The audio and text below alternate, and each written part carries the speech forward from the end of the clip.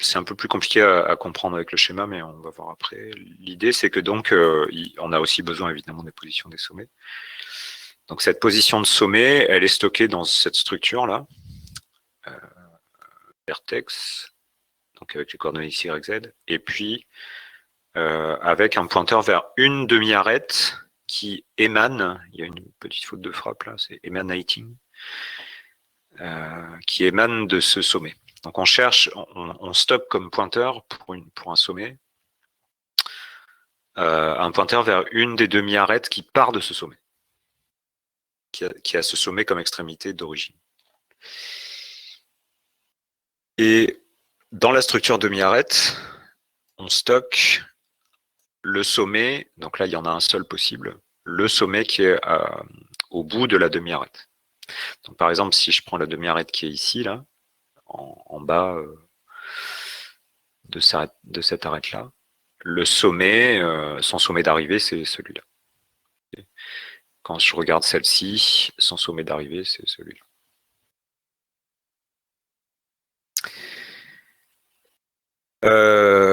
Ensuite, donc la demi-arête, elle stocke la demi-arête opposée. Donc, c'est les petites flèches qu'on voit ici, là, à cheval sur les arêtes d'origine. Elle stocke un pointeur sur la face à laquelle elle appartient. Ça, c'est plus pour des questions de facilité après de parcours du maillage.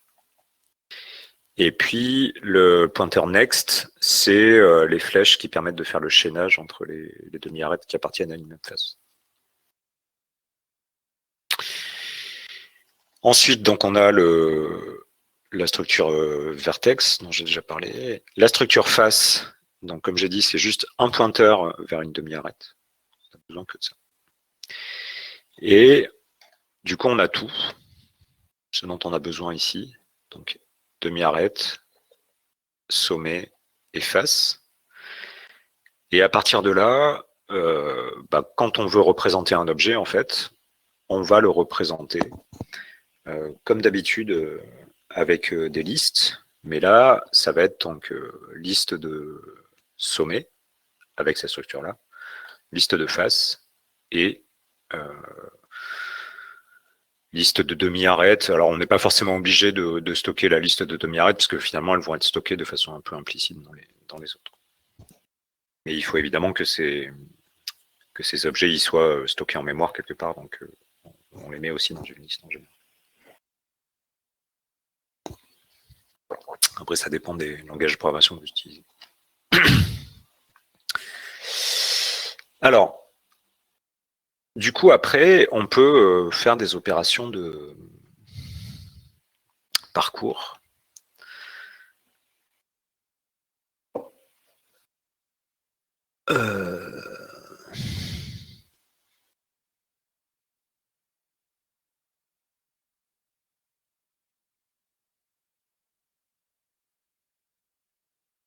Ouais, donc...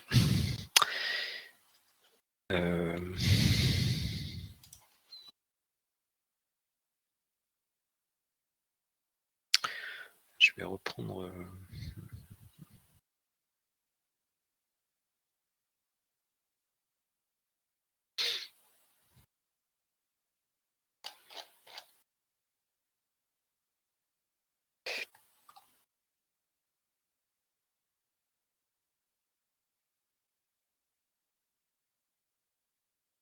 Donc, ces opérations qu'on a là, on veut donc ici trouver les faces ou les sommets qui bordent une demi-arête. Donc on a une demi-arête en entrée et on cherche les faces ou les sommets qui la bordent. Donc ce qu'on a en entrée, c'est un pointeur sur une demi-arête. Donc supposons que, comme je faisais tout à l'heure, là, on va prendre celle-là.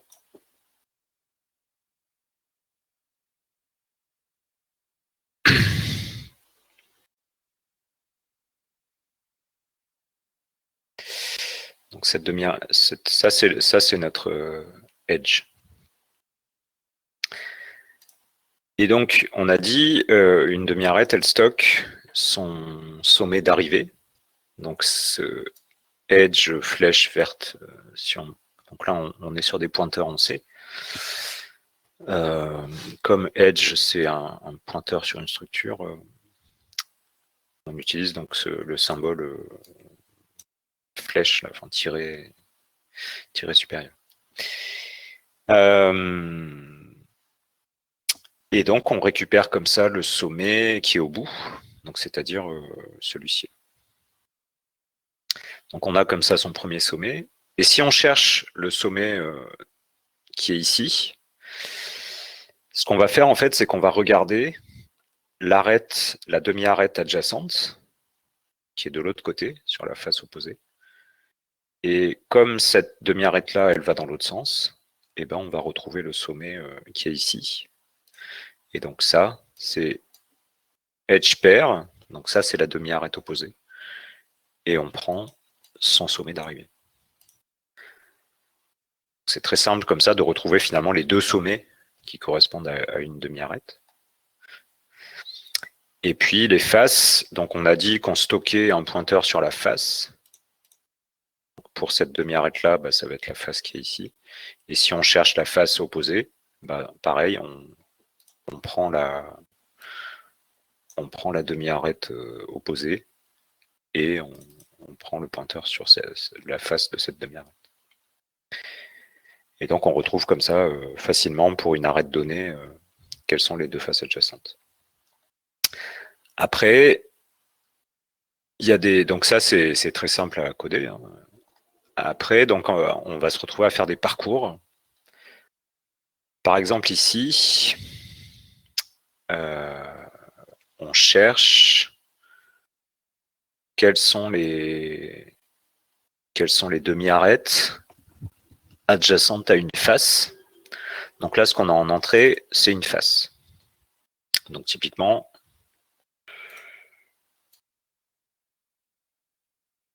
on considère la face qui est ici. Et comme j'ai expliqué tout à l'heure, on va se retrouver à faire un parcours. Parce que, donc, une face, elle est définie par un pointeur, donc dans la structure face. Hein. La seule chose qu'on a, c'est un pointeur vers une demi-arête qui appartient à cette face. Donc là, on ne sait pas forcément ce que ça va donner pour faire l'illustration, mais donc supposons que la demi-arête qui est associée à cette face, c'est celle-là, cette demi-arête qui est ici. Donc on récupère ça dans une variable edge, et ensuite on va faire une boucle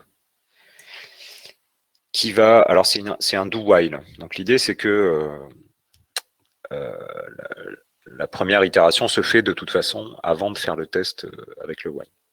Donc on est sur une demi-arête ici, donc celle-là. Alors on peut lui appliquer un traitement, enfin, tout dépend de ce qu'on veut faire en fait avec cette opération. Là on montre juste le parcours, mais ce que dit le commentaire ici, c'est que bon, a priori, on va faire quelque chose avec cette arête. On ne sait pas, peut-être calculer sa longueur, un truc voilà, quelconque, une opération qu'on veut faire. Et une fois qu'on a fait ça, après on passe à l'arête suivante en disant edge égale edge next. Donc ça veut dire que quand on était sur cette demi-arête ici, là, on utilise le chaînage, la petite flèche qui est là, pour passer à la demi-arête qui est ici. Et si on veut faire le tour de la face, il faut évidemment qu'on s'arrête à un moment. Donc on a toujours notre face en entrée là qui contient son pointeur sur l'arête. Donc on va faire cette boucle tant que on n'est pas retombé sur la demi-arête de départ. C'est-à-dire la demi-arête de départ qui est là. Donc là, je suis passé à la deuxième. Je fais une nouvelle itération du do while et je passe à cette demi-arête là. Et je fais une nouvelle itération du do while et là, je retombe sur l'arête d'origine. Donc cette boucle-là, enfin cette condition me fait sortir de la boucle. Et encore une fois, ça marche. Là, c'est illustré sur un triangle.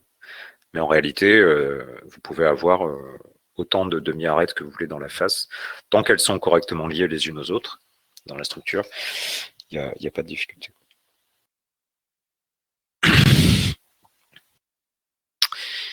Et puis, dernière illustration ici.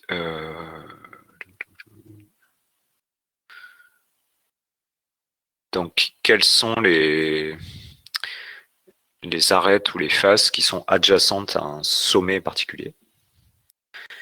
Donc là, ce qu'on a, c'est le sommet.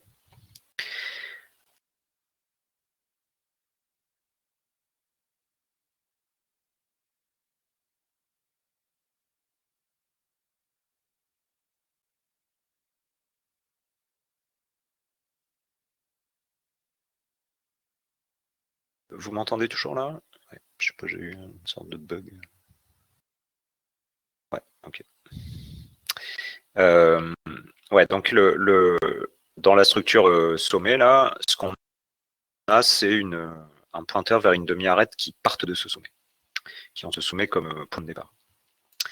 Donc typiquement, si on s'intéresse au sommet qui est ici, donc le sommet du milieu, une des demi-arêtes qui partent de ce sommet-là, bah, ça peut être un peu, il y en a plusieurs, quoi. Il y en a une sur chaque face, a priori. Donc ça peut être par exemple celle-là, ça peut être celle-là, ça peut être celle-là, etc. Donc on va prendre par exemple celle-ci. Donc pour le sommet du milieu, ça c'est une demi-arête qui part de ce sommet, qui arrive à ce sommet-là. Donc c'est un peu le même principe que pour la face tout à l'heure. On met ça dans une variable edge, donc on stocke la première demi-arête. Et puis ensuite on fait une boucle do while. Et à l'intérieur de cette boucle do while, donc là on va itérer sur les faces. On utilise edge pair et ensuite next. Alors qu'est-ce que ça veut dire ça? La demi-arête opposée, donc le pointeur pair, c'est la demi-arête opposée.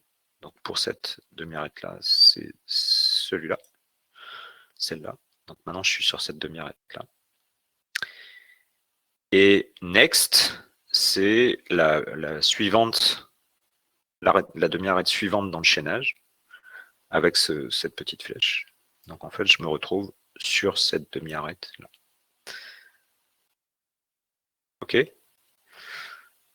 Donc quelque part, ça m'a permis de visiter la face qui est ici. Et ensuite, je recommence. Donc la demi-arête, je redis, hein, pair, et puis next. Donc pair, c'est la demi-arête opposée. Next, c'est la demi-arête suivante dans la face. Donc là, ça m'a permis de visiter cette face-là. Ensuite, pair, la suivante, next, c'est celle-là. Donc maintenant, j'ai visité cette face-là. Pair et next. Donc ça m'a permis de visiter cette face-là. Et puis enfin, pair et next. Et là, je retombe sur ma demi-arête de départ.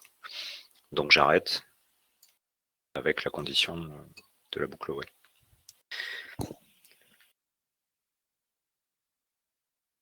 Donc, l'idée, encore une fois, c'est que c'est pour ça qu'on parle de temps constant. C'est que retrouver, la dernière opération que je viens d'illustrer là, retrouver les faces adjacentes à un sommet. Par exemple, si on veut calculer un vecteur normal, pour des questions de rendu, donc d'illumination. Si on n'a pas les vecteurs, le vecteur normal associé à chaque sommet dans le maillage d'origine, bah on a expliqué, hein, j'avais montré la dernière fois, on peut le recalculer en faisant une moyenne des vecteurs normaux qu'on peut calculer pour chaque face, et on fait une sorte de moyenne pondérée pour associer un vecteur normal au sommet central. Et donc ça, avec ce type de structure, vous pouvez le faire en un clin d'œil, entre guillemets, en temps très rapide, alors qu'avec une structure traditionnelle où vous avez que les sommets et les faces, ça vous oblige à faire beaucoup de recherches dans la liste pour retrouver les faces adjacentes. Donc c'est ça le principe. Et l'idée, c'est que pour bien comprendre, on va le recoder, quoi. Donc là, l'idée, c'est un peu plus facile en même temps que moi, mais pas à pas. Et on va essayer donc d'utiliser le mode 3D là, de processing pour faire un petit affichage rapide, comme ce que je vous ai montré. Vous allez voir, ça se fait rapidement aussi. Alors,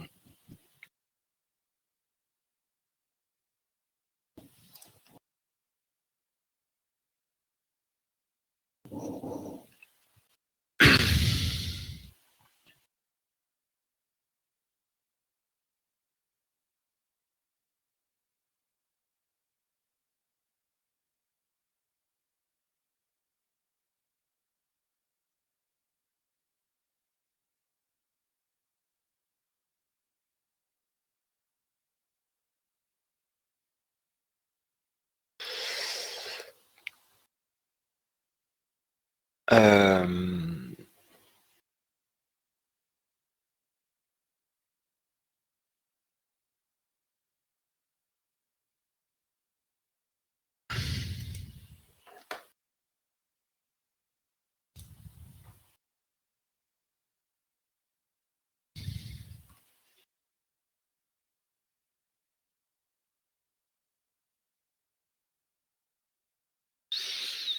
donc faites-vous une sauvegarde déjà pour avoir le bon nom. Et puis ensuite, donc,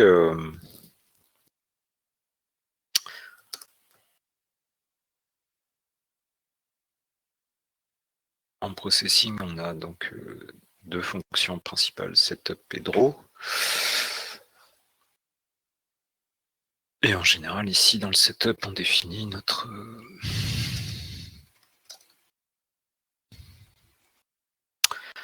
fenêtre d'affichage. Et l'idée, c'est que donc pour mettre ça en mode 3D.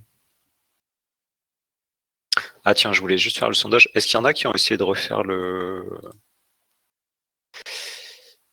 l'exemple avec processing là sur la vidéo, sur les strips, l'exemple présenté sur YouTube? J'ai mis ça sous forme de sondage, donc vous pouvez répondre. Ok.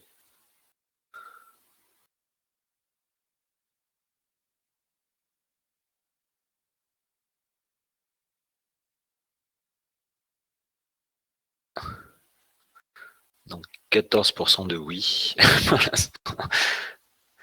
Je ne sais pas si les autres, autres que d'une oreille, ont coupé le son. 11 réponses, ça suffira. Ah, ok. C'était si vous aviez fait l'exemple sur les strips en processing que j'avais montré la dernière fois. Ok. Bon, 3. Ça doit passer à 18%.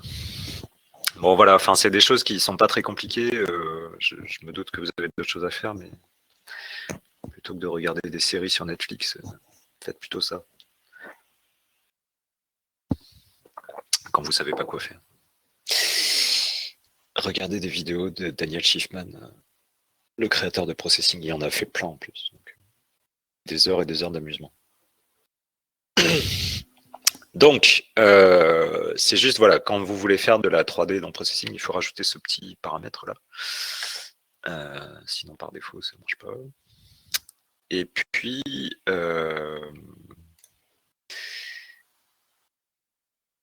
donc, dans la fonction draw, donc là, évidemment, pour l'instant, on ne va rien faire. Mais...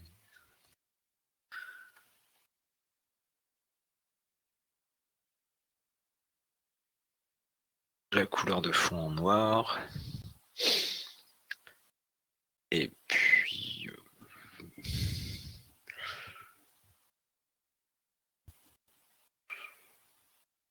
Ouais, on va le laisser comme ça pour l'instant. Et on y reviendra après pour faire les opérations de translation, rotation, là, pour pouvoir remettre l'affichage au centre de la fenêtre, comme on avait vu un peu la dernière fois.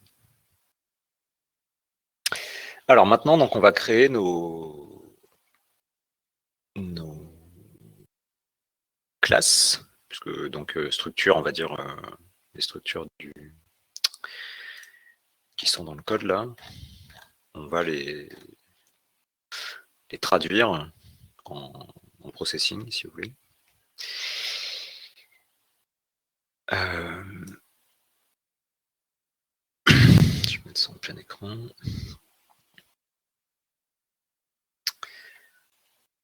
Donc, on va commencer par la structure demi-arête, principalement.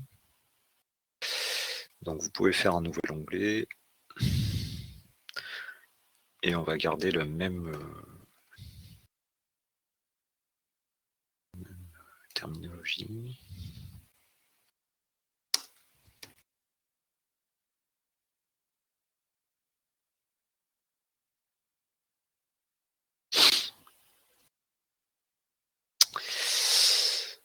Et donc les attributs de cette classe, donc c'est un sommet. Donc là pour l'instant, cette classe elle n'existe pas encore. Celle-là par contre, donc c'est la même.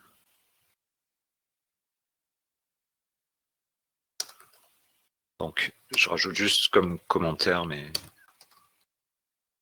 ça c'est le sommet d'arrivée. Ça c'est la demi-arête opposée.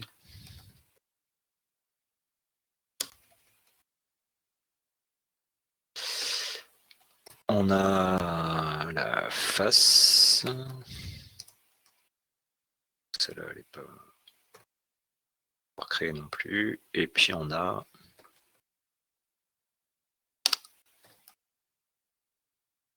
la demi-arête suivante dans la face.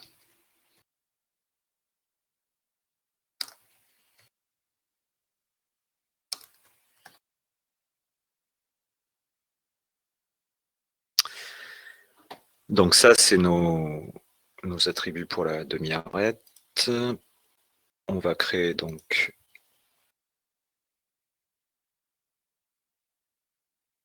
celle pour les sommets.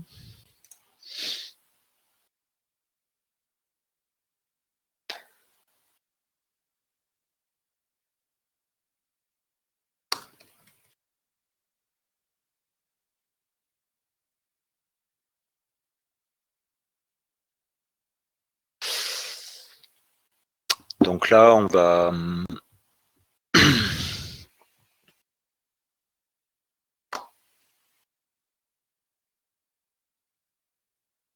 ouais, c'est plus simple de le faire avec un p-vector. Donc au lieu d'utiliser x, y, z, on va coder ça du coup dans le.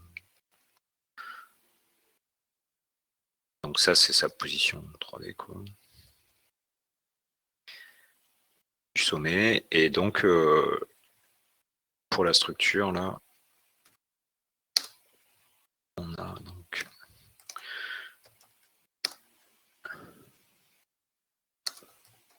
c'est une demi-arête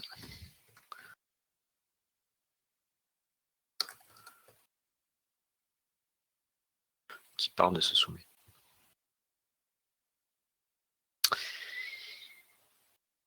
Et enfin, on a la face.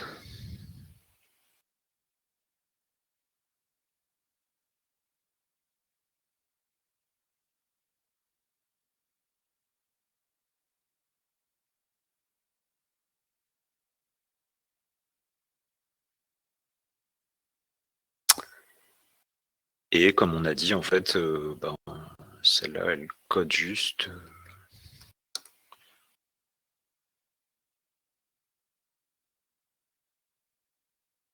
une demi-arête.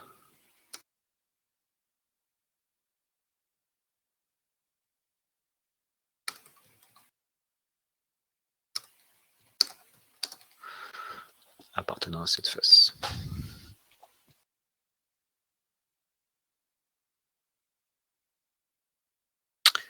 Donc on a comme ça la structure complète. Donc on voit que maintenant il n'y a plus d'erreur là, puisqu'il a compris ce que c'était maintenant. Donc pour la demi-arête, pour la face et pour le sommet. Je ne peux pas montrer tout à l'écran, donc si à un moment vous avez besoin que je remontre quelque chose, dites-le-moi dans le chat. Donc, on va rajouter maintenant des constructeurs. Alors, en processing, il n'y a pas de bouton magique pour...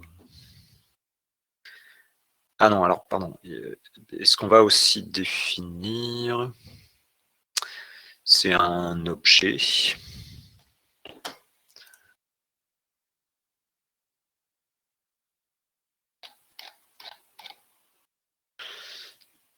Donc, on va se définir encore une nouvelle classe qui va être un objet donc 3D.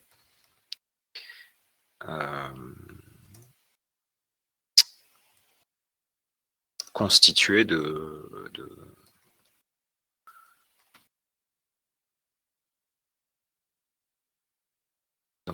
sommet, de face et de demi-arête. Et on va stocker ça dans des array lists. Donc, il y a un truc très pratique en processing. Donc, on peut comme ça faire des listes d'objets particuliers, quoi. Donc ça, ce sont les arêtes, enfin les demi-arêtes.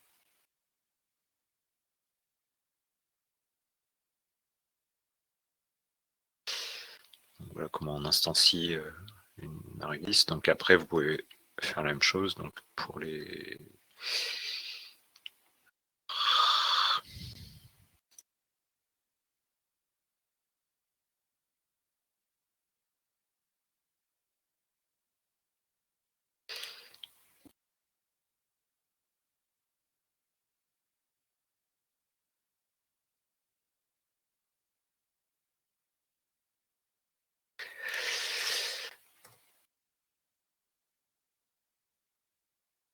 donc on va le faire à la main. Donc les sommets.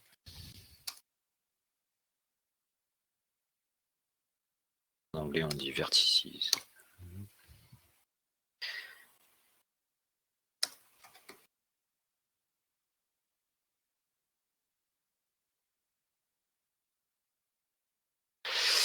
Et les faces.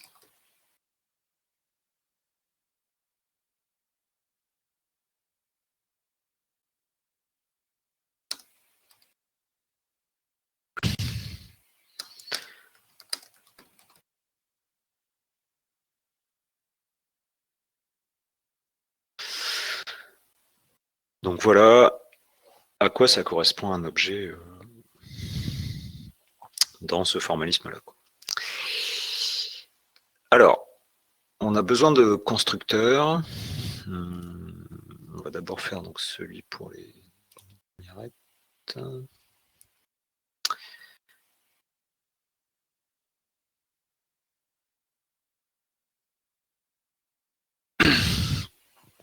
Donc le constructeur, il prend les éléments qui sont dans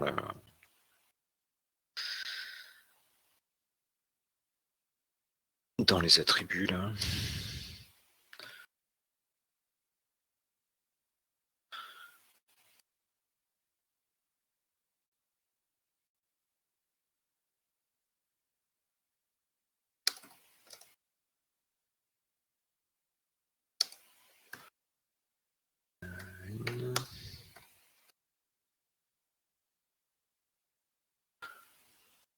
Mais vous allez voir qu'on va être quand même obligé de manipuler pas mal les attributs. Voilà, en termes de génie logiciel, c'est pas toujours hyper joli ce que je fais. Et c'est aussi pour ça que je le fais on le fait comme ça pas à pas. Parce que vous allez voir quand on va commencer à créer des objets que c'est quand même un peu compliqué. Et c'est facile, disons, de se perdre un peu dans les... les opérations. Donc, on initialise nos attributs avec ces trucs-là.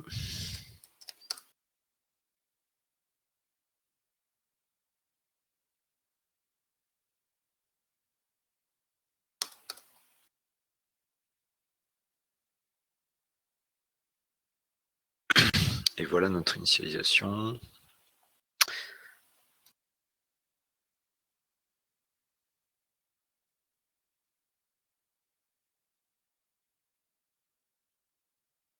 On va faire pareil pour les sommets.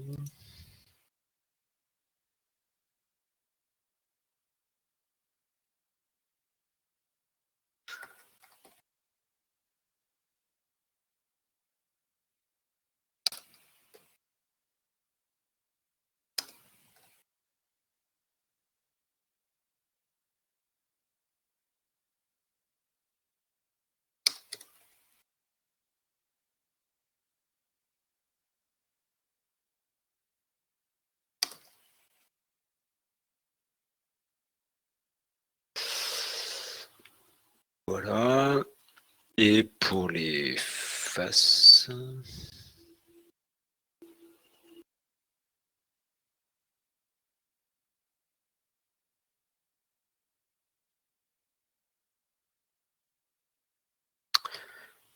Qui prend montrer que.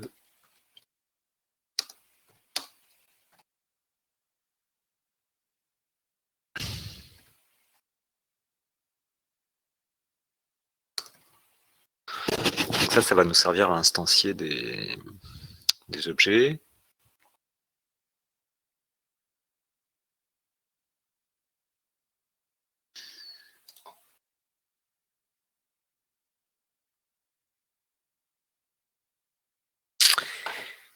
Et puis, ben, du coup, on peut essayer de créer un premier objet.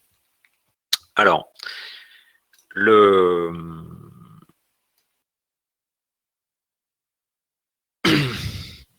plus petit objet, enfin, l'objet minimal qu'on peut créer en 3D, c'est quoi? Essayez de répondre dans le chat. Là. Alors en 3D, donc c'est pas un triangle, parce qu'un triangle c'est juste un élément. D'un objet 3D, le cube c'est un peu trop, plus simple qu'un cube.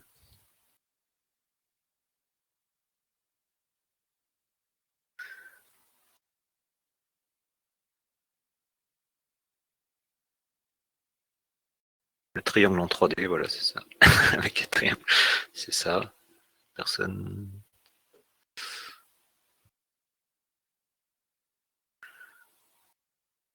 Alors on peut dire pyramide, et le nom un peu plus scientifique. Prisme, c'est pas tout à fait ça non plus.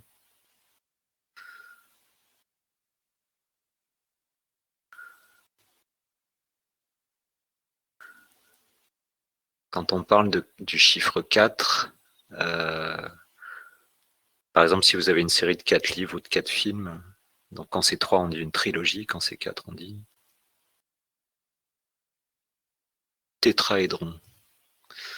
Ouais. Alors en français, on dit tétraèdre. Et en anglais, on dit tétraédron à la mode latine. Quoi. Donc en français, il n'y a pas de H. Et en anglais, ils utilisent la forme latine. Ils aiment bien faire ça, les Anglais. Bah, tiens, ça y est même pas.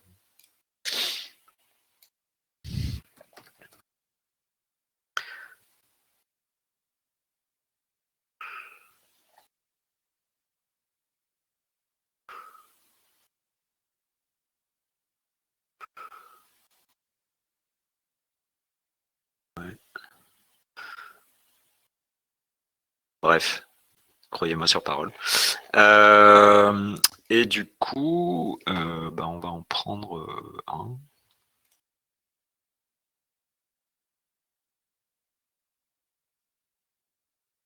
Et le but, ça va être de faire ça, quoi. C'est-à-dire de créer un objet comme celui-là.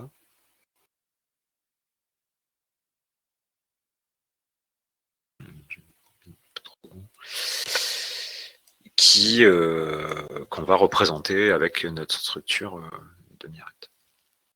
Alors le truc, c'est que il faut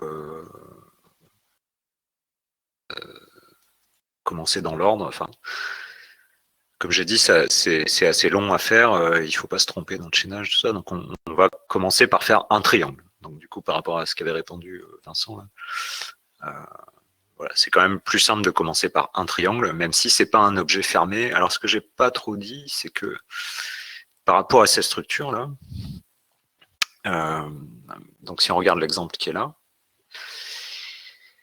le truc c'est qu'il manque des faces ici. C'est-à-dire que là, on considère finalement que c'est un bout d'un maillage, mais qu'il en manque. C'est-à-dire que normalement, il doit y avoir des choses autour. Et en fait, ça, c'est très important pour cette structure-là. C'est expliqué quelque part, là, je ne sais plus dans la page, mais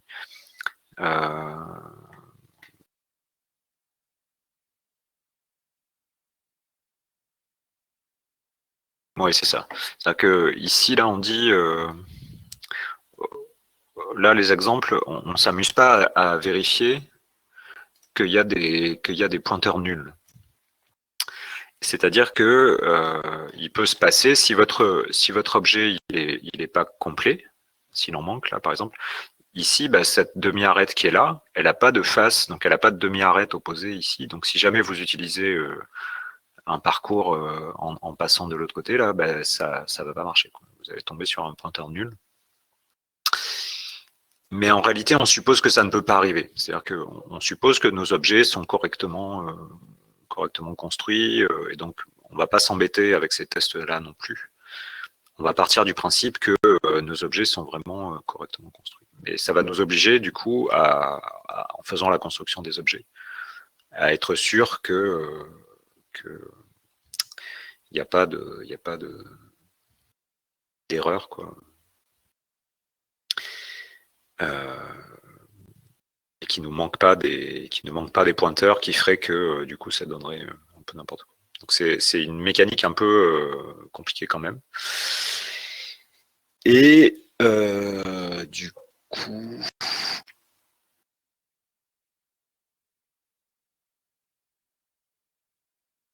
on va essayer de s'y retrouver. Et... Alors j'essaye de retrouver dans mes exemples comment j'ai numéroté mes sommets.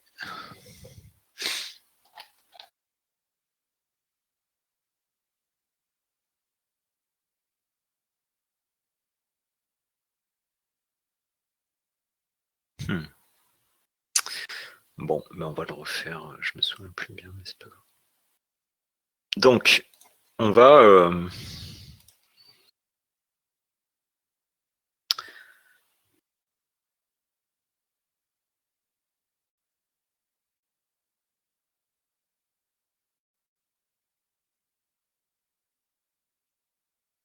donc à l'anglaise. On va essayer de se faire un objet. Cette fonction, elle va être assez costaud. Mais on va commencer par un seul triangle. Faire ce tétraèdre complet, ça va prendre un peu plus de temps, mais et donc pour ça, il faut absolument vous faire un dessin à côté, enfin ce que je vais faire là, mais pour après vous y retrouver dans les numérotations, comment vous allez pouvoir ensuite vous en servir pour refaire le chaînage. Donc l'idée c'est qu'il faut numéroter vos sommets, enfin ou les nommer, disons, d'une manière ou d'une autre. Donc on va dire à partir de 0.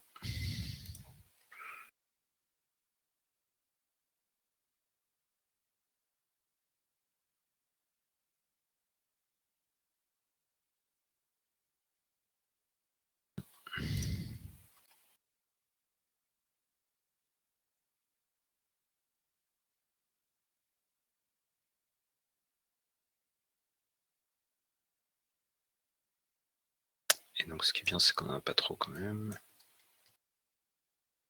Donc voilà nos 4 sommets.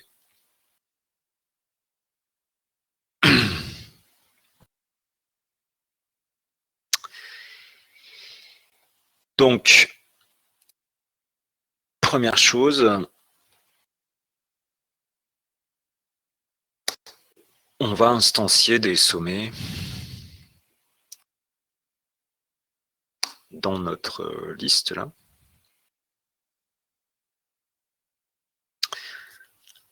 Avec donc une instance de h-vertex. Et puis donc l'élément qu'il faut donner, c'est des positions. Alors pour pas trop s'embêter, on va considérer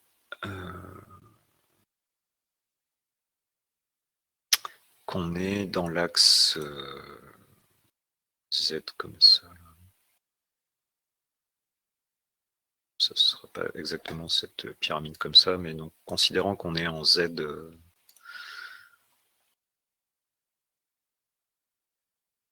Ça c'est l'axe. Donc on peut considérer, disons que tous ces trois sommets, ils sont à la même profondeur. Avec les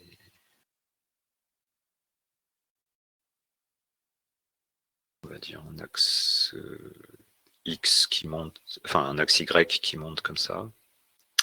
Donc le sommet 0, on peut dire qu'il est en. Ça c'est.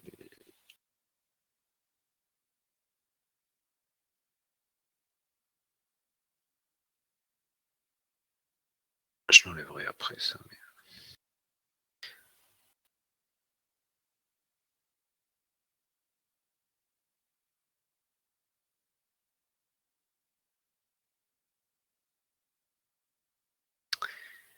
Puis les X classiques.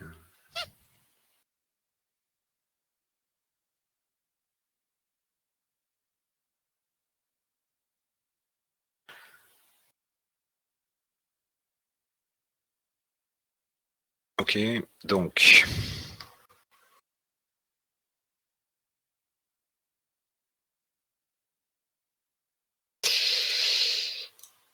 Le sommet 0, du coup, on va dire qu'il est en moins x quelque chose. Ici, il est à la hauteur 0 et à la profondeur 0.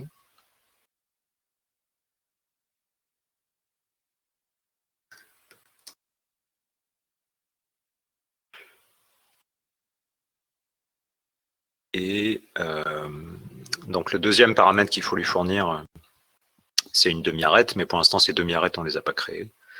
Donc du coup, on va mettre nul pour l'instant. Et on verra ça après. Pareil pour les deux autres. Donc ça, c'est le sommet 0. Alors oui, la numérotation dans les arrêlistes, elle part de 0, donc dans notre liste de sommets, ça sera le sommet en position 0. Et on fait pareil pour les autres.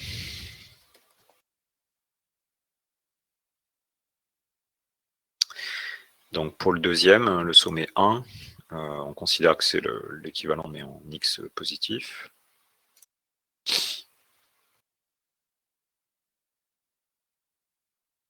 Alors c'est pareil.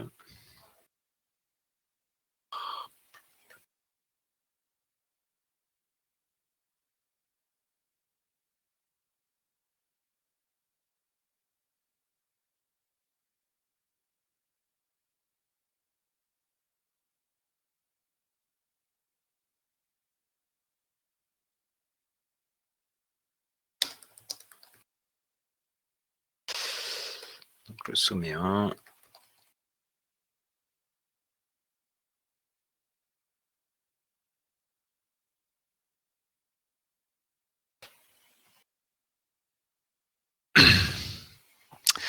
Et le sommet 2, donc lui, il est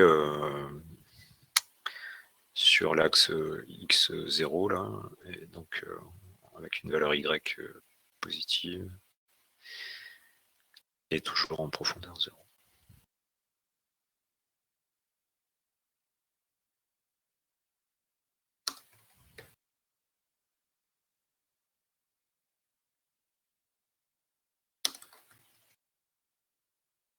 Donc on s'arrête là pour le moment.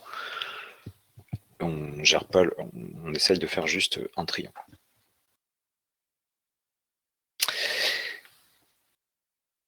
Donc, maintenant, on peut créer la face.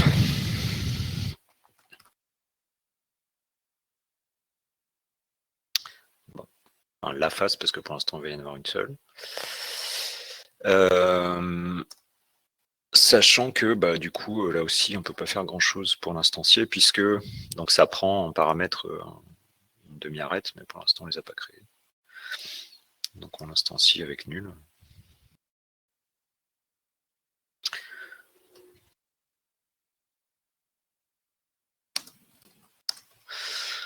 Donc ça veut dire que, je ne vais pas le dessiner ici, mais la face 0, donc c'est la face qui est face à nous, là, triangle qui nous fait face presque directement, qui relie les sommets 0, 1, 2. Ok, ensuite, on va enfin pouvoir commencer à créer des demi-arêtes.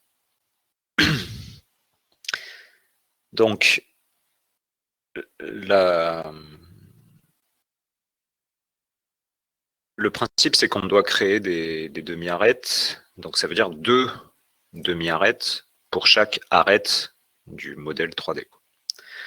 Donc, typiquement, quand on regarde cette demi-arête-là, il y en a une demi-arête pour la face 0 qu'on est en train de regarder, puis il y a une demi-arête aussi pour la face qui est derrière. Sur la face adjacente. Donc pour l'instant, comme on fait que le triangle ici, on va créer que les demi-arêtes nécessaires. Mais il va nous manquer, donc on va avoir des pointeurs nuls qui vont rester tant qu'on n'aura pas complété notre tétraèdre. Mais c'est pas grave pour l'instant. Donc là, on va nommer les arêtes.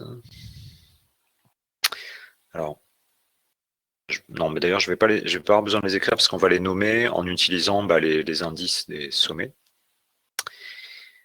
en utilisant le sens de parcours. Donc, on va considérer qu'on va tourner dans la face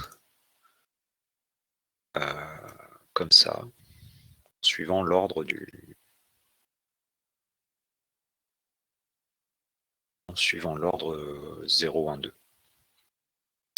Donc, on a besoin de créer une première demi-arête qui va de 0 à 1.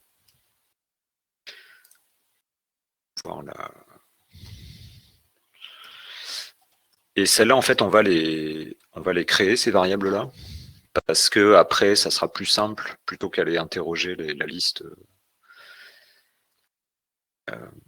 Même si, en réalité, en fait, ce qu'il faudrait faire, c'est une sorte de matrice avec 2 entrées, le numéro du premier sommet, le numéro du deuxième sommet. C'est un peu lourd, donc pour l'exemple, on va dire du tétraèdre, ça reste encore faisable si on le fait comme ça, avec des variables nommées à la main. On verra qu'il n'y en a pas tant que ça à la fin, même si vous pouvez vous imaginer facilement en comptant le nombre d'arêtes et du coup en multipliant par 2 pour avoir le nombre de demi-arêtes. Donc cette première demi-arête, on l'instancie. Donc on a besoin de quoi pour instancier une demi-arête? Donc sommet, demi-arête opposée, face et demi-arête suivante.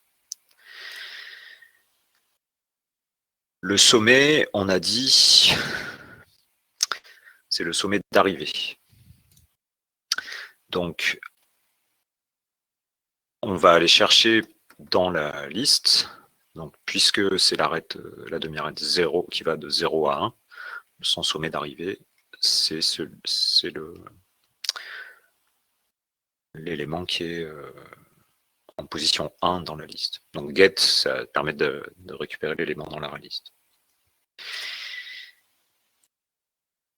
Alors la demi-arête opposée, pour l'instant, on ne peut pas trop le faire. Donc on va mettre ce pointeur-là à nul. La face, c'est la face qu'on a créée juste au-dessus.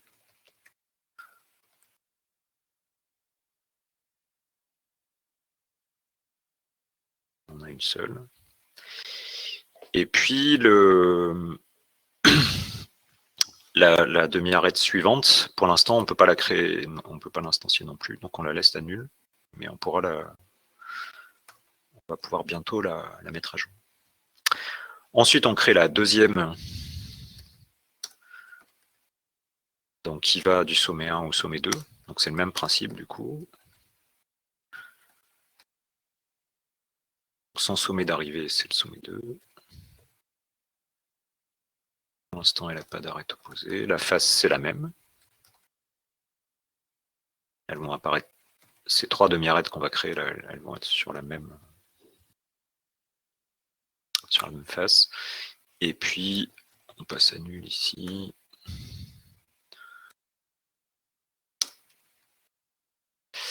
Et enfin, la demi-arête 2, 0.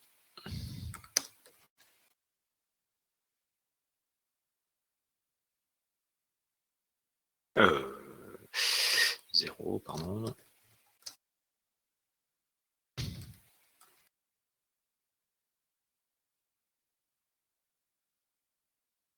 Voilà, et donc maintenant on peut faire les chaînages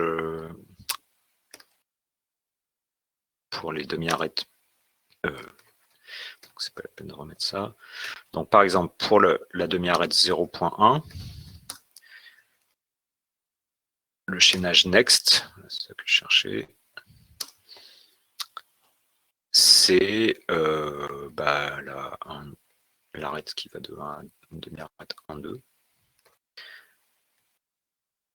Pour cette demi-arête 1, 2, next, c'est 2, 0. Et pour 2, 0, que j'aurais pu instancier d'ailleurs, j'aurais pu mettre dans les paramètres du constructeur, c'est 0. Donc maintenant, là, on a fait tout ce qu'on pouvait faire pour cette face. Enfin, pour ces demi-arêtes. Ce qu'on peut faire aussi, c'est mettre à jour du coup les sommets et les faces. Donc, pour le sommet 0,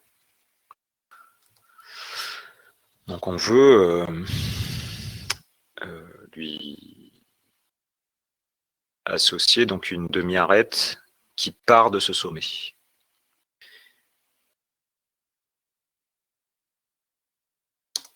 Donc ça va être 0,1.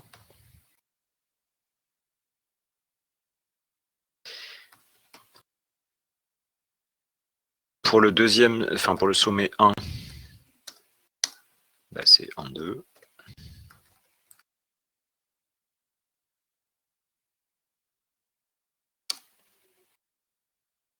Et là on a 2, 0. Et il faut aussi qu'on mette à jour la face pour lui associer. Donc on a dit pour une face, ce qu'on veut, c'est n'importe quelle demi-arête appartenant à cette face. Donc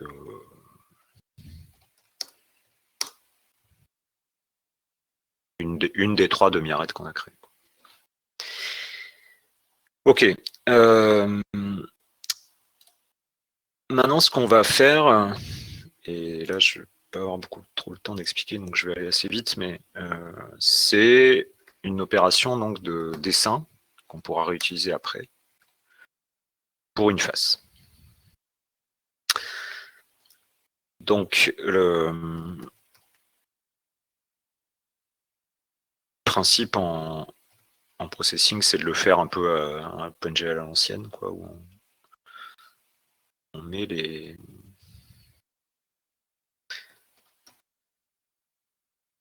sommets les uns après les autres dans un begin shape, et puis après on fait un end shape, et ça nous crée le polygone. Donc là, nous, ça serait triangle.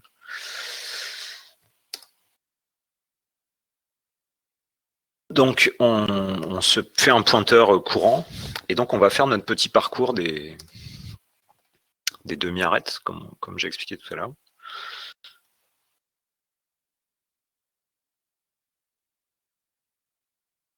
Et on se crée donc la primitive vertex, c'est une primitive de processing. Donc c'est alors je vais passer par une variable. vector. Donc, la demi-arête, elle a un sommet, c'est le champ vert, et ce champ vert, il a une position. On peut le récupérer comme ça. Et on utilise ça pour créer notre vertex dans le processing.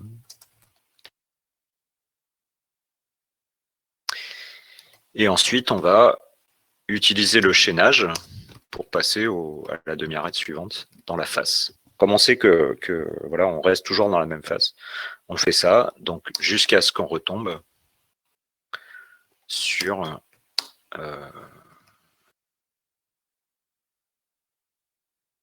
notre demi-arête d'origine.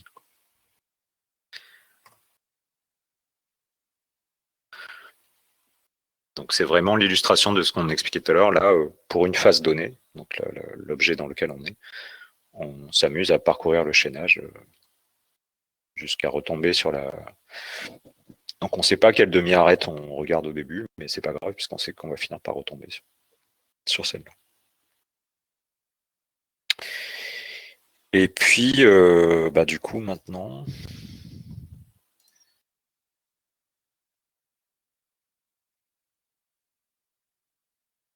on va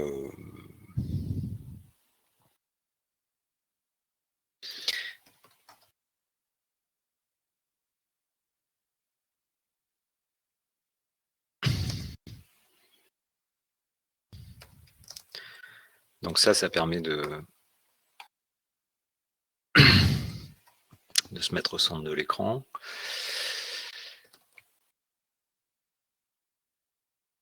On va dessiner en blanc sur fond noir.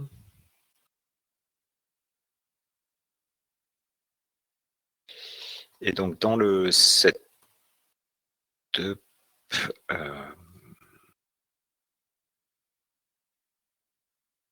comme variable globale, on va se définir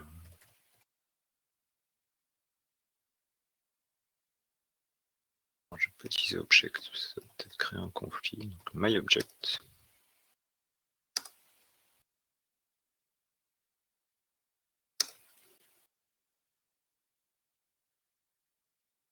Donc on crée une instance de ce truc-là, et dans le setup, on a notre fonction. Bon, on pourrait faire ça sous forme de constructeur, mais c'est pas très grave. Donc on va juste le.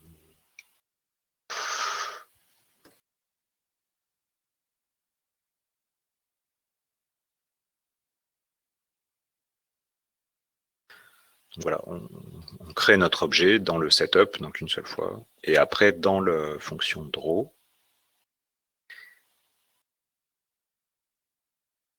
on va le.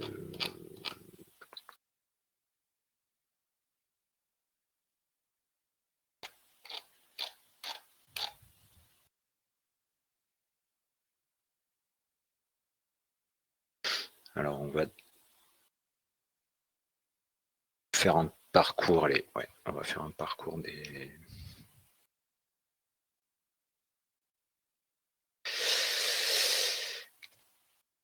des faces de l'objet. Bon là il n'y en aura qu'une.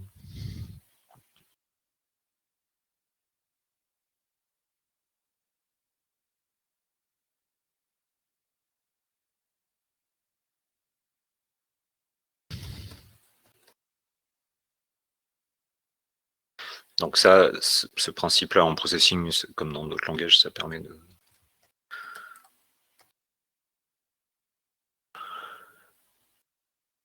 de parcourir les éléments d'une liste ou d'un vecteur d'ailleurs, directement en instantiant une variable f, et donc ensuite on appelle la fonction draw sur la face. Donc, qui correspond.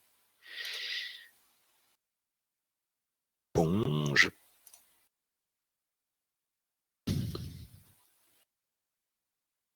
crois que ça marche. Alors il y a le problème qu'en processing, les Y sont inversés, mais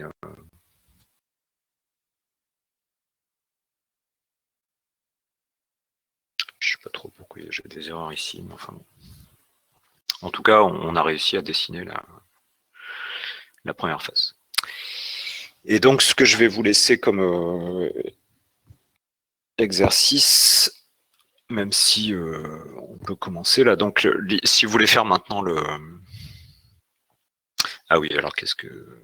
On peut faire une petite rotation pour vérifier qu'on est bien en 3D quand même.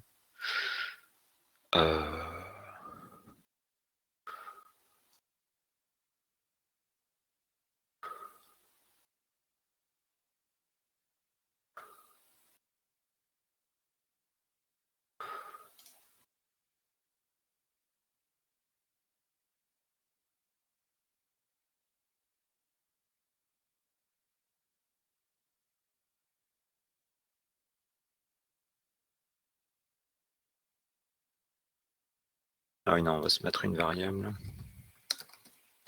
On se fait toujours le même truc.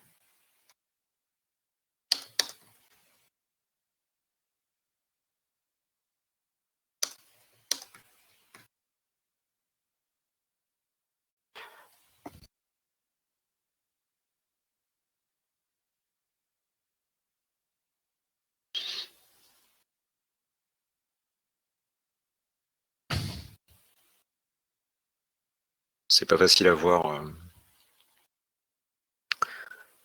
parce qu'on fait des rotations, mais bon, ça a bien l'air d'être en 3D et plus ou moins de marche. Ok, donc ce qui vous reste maintenant, si vous voulez faire le tétraèdre complet, et ben c'est bon, il va falloir créer le sommet numéro 3 qui est ici. Il va falloir faire la même chose que ce qu'on a fait pour un triangle, donc faire ça pour les autres, pour les triangles, les 3 autres triangles du tétraèdre. Et puis surtout, il va falloir faire les chaînages. Donc, si vous créez, alors attention aussi à l'ordre dans lequel vous le faites, puisque donc là, par exemple, on a créé notre face en tournant 0, 1, 2. Mais pour la face adjacente, donc on voit que là, on va du sommet 1 vers le sommet 2. Donc pour la face adjacente qui est ici, il va falloir tourner dans l'autre sens, c'est-à-dire comme ça. Et donc, par exemple, on va, pour cette demi-arête adjacente, aller du sommet, enfin, dans le sens 1, 3, 2, pour les sommets. Attention aussi à l'ordre dans lequel vous le faites. Donc, ce qu'on n'a pas nommé, du coup, c'est les faces. Donc ça, en fait, c'est la face 0 qu'on a créée tout à l'heure. Je vais faire ça.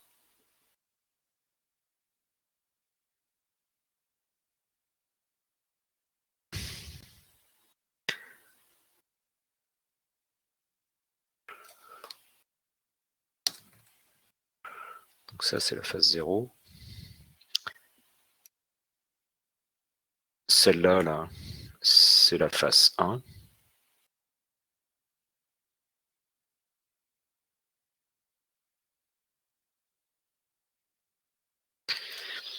Et donc, ça veut dire que quand vous allez créer la face 1, ensuite, vous allez pouvoir faire donc les opérations ici là de mise à jour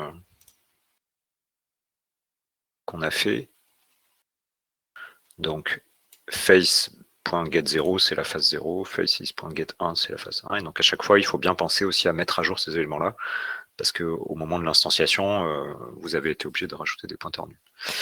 Et surtout, donc, il va falloir ensuite mettre à jour les pointeurs qui correspondent à la demi-arête opposée.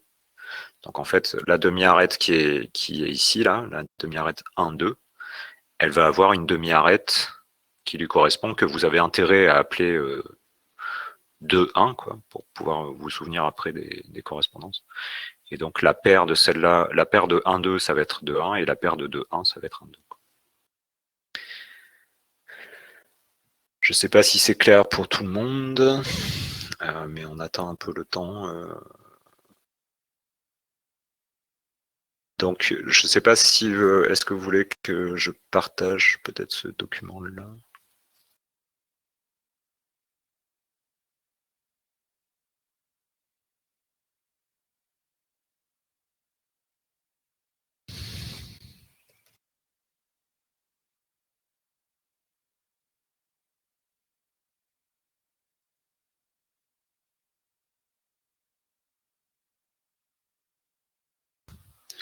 Donc, je vous mets le lien dans le chat.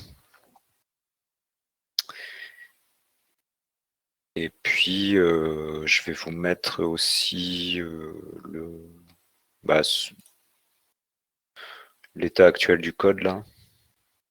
Pour être sûr que tout le monde a pu le refaire.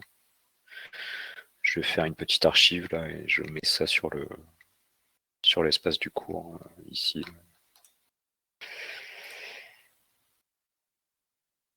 Il y a une partie, il y a un autre code qu'on avait fait l'an dernier avec les étudiants, mais donc, qui est un peu plus complexe.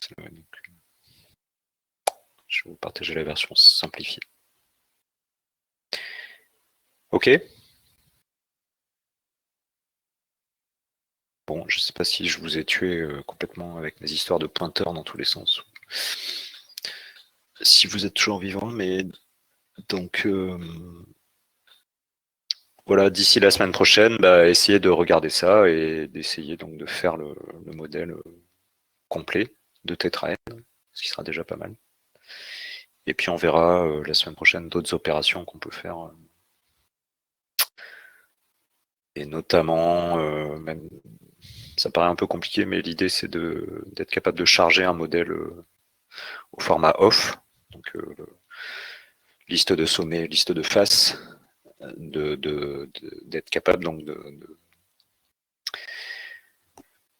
prendre ce truc-là pour en faire un modèle demi-arête, en lisant les données dans le fichier sur les positions, et puis après en faisant surtout les chaînages entre les faces, en utilisant les demi-arêtes pour les livres. Ok.